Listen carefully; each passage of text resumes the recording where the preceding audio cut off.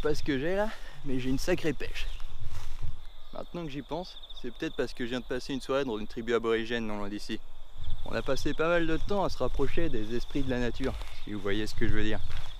Et on a aussi fait des danses magiques pour équilibrer la force. Ces traditions sont très importantes pour les aborigènes, mais également pour le reste de notre dimension. En Australie, on trouve de puissants flux d'énergie magique qui passent par Uluru, la montagne sacrée située au centre du pays.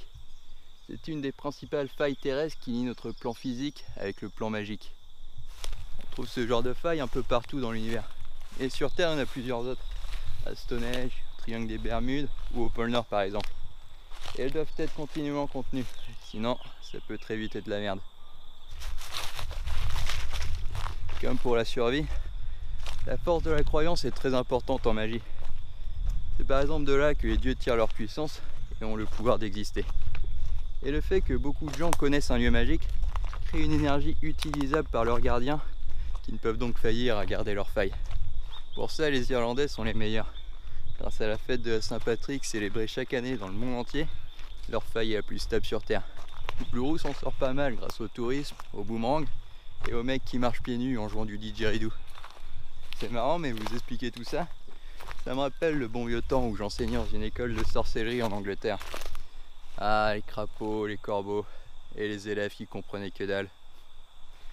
Je m'en souviens d'une qui me disait souvent: votre histoire avec Aphrodite et 3 gorilles est bien sympa, mais qu'est-ce que ça a à voir avec le cours, professeur Edouard Michael? La magie est un domaine intéressant et plutôt fun. Malheureusement, il y a toujours eu ce conflit entre magie et science. C'est une des récurrences que l'on trouve dans l'univers et même la réalité tout entière. Alors que c'est con, pour moi, la magie n'est qu'un domaine particulier de la science. Et heureusement, d'autres civilisations, comme les Atlantes, sont du même avis. Et grâce à ça, ils ont pu créer des inventions bien balèzes et super cool. Après, ça reste un domaine très large et très complexe, et également très lié aux autres domaines scientifiques sur lesquels la magie s'appuie dans notre plan physique. C'est pour ça qu'il est parfois difficile de différencier un effet magique d'un effet réalisé grâce à des technologies purement physiques. Un exemple qui marche pas mal est avec le Docteur. C'est un seigneur du temps de la planète Gallifrey qui utilise uniquement de la technologie.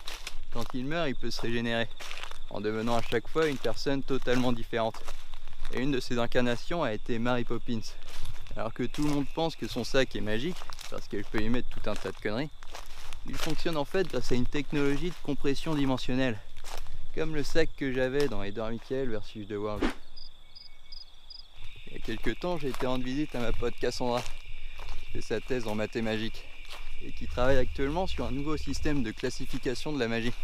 Ouais, ça paraît pas abondant comme ça, mais le classement de la magie est vraiment important pour pouvoir mieux l'étudier. Les gens ont tenté de la classer depuis pas mal de temps, et un système plutôt populaire est le classement par couleur, même si c'est vraiment de la merde.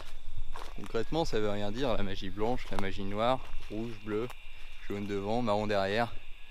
On classe pas des Power Rangers là. Et puis c'est vachement subjectif de penser que la magie blanche est gentille et la magie noire est méchante. C'est pas la magie qui est bonne ou mauvaise, c'est les gens qui l'utilisent. Alors oui, c'est vrai que les sorts de soins paraissent plutôt sympas, et on a toujours un a priori pas très cool de la nécromancie. Mais imaginons qu'on ait un enculé qui utilise un sort de soin pour pouvoir torturer un mec pour l'éternité. Genre le pauvre Prométhée qui se fait bouffer le foie par l'aigle cocasse de Zeus et qui est guéri tous les jours. Alors que de l'autre côté, on a un mec plutôt sympa qui utilise la nécromancie pour faire à des squelettes un spectacle de claquettes et faire rire les enfants. Le classement sur lequel Cassandra est partie consiste dans un premier temps à regrouper les effets magiques en fonction de leur similarité. Par exemple, on peut mettre ensemble tous les effets liés à la métamorphose, comme les transformations, les améliorations d'aptitudes physiques, les destructions. Mais il faut faire attention à ce que ce ne soit pas un effet autre, comme une illusion ou une téléportation pour échanger 2 objets et faire croire à une métamorphose. Je connaissais par exemple un mec prestigieux qui faisait croire qu'il se téléportait, alors qu'en réalité il se clonait dans un endroit différent avant de buter sa version originale. Une fois que ce long travail fastidieux de classification est terminé, Cassandra le regroupe avec un autre classement relatif aux différentes méthodes utilisées. On trouve par exemple l'alchimie, les potions, les sortilèges. On a aussi les rituels, qui sont en fait un regroupement de plusieurs méthodes magiques utilisées en même temps. Il y en a donc de toutes sortes et au but variable, comme l'invocation de créatures d'autres mondes. Tiens, ça fait longtemps d'ailleurs que j'ai pas vu Rufus. Un pote élémental qui pète le feu.